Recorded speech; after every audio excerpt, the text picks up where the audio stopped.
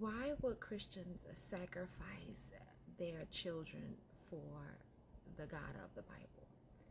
I am hearing in the spaces that I'm in that Christians will literally sacrifice their children if the God of the Bible asks them to.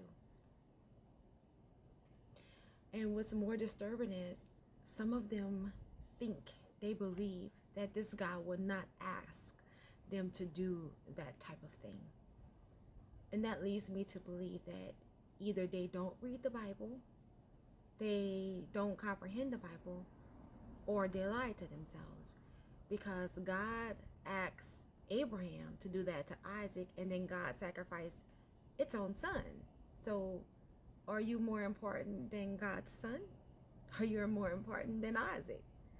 So why wouldn't your God ask you to do something that has been asked of someone before and that he has demonstrated himself?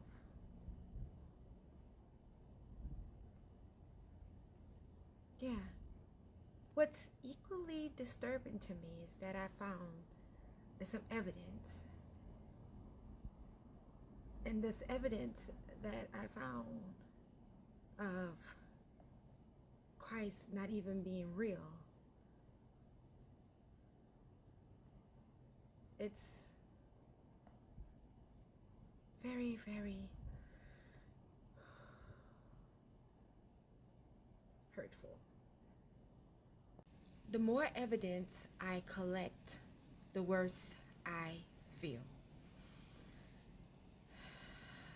My desire for truth overpowers my feelings. I'd rather not be hoodwinked and bamboozled. Instead, I chose freedom. And going through the dark night of the soul is one of the reasons why I choose to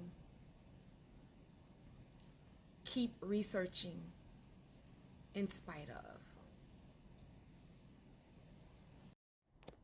Let's talk about Serapis of Christus.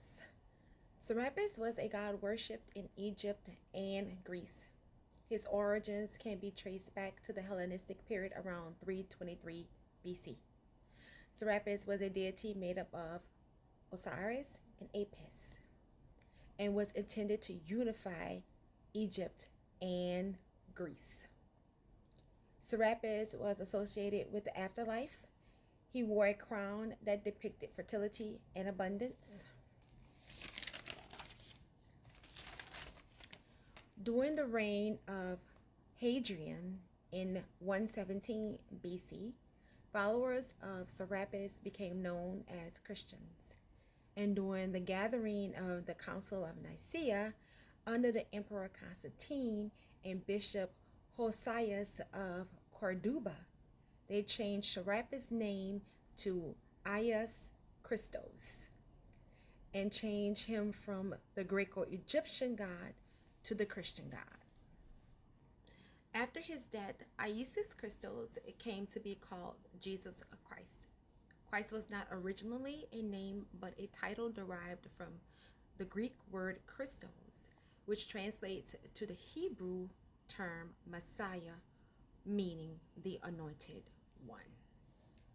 My question to Christians and people who have been negatively affected by Christianity and who still see Jesus as their Messiah. Why are you following Serapis, a made-up Egyptian Greek god intended to unite those two places?